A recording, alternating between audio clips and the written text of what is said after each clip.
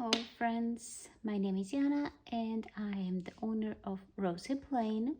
Today I would like to show you how I create my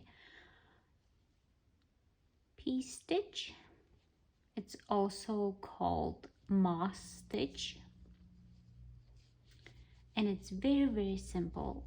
The knit looks the same on the right side and the wrong side as well. And this is how we create it. We knit the border stitch and then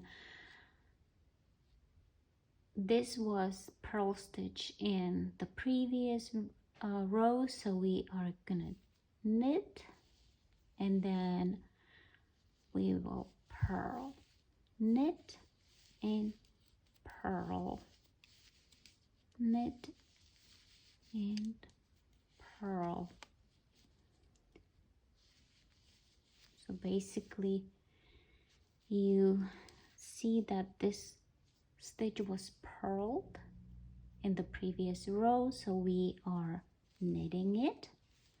And when you see that you knitted the last row, you purl, and that creates this very beautiful design.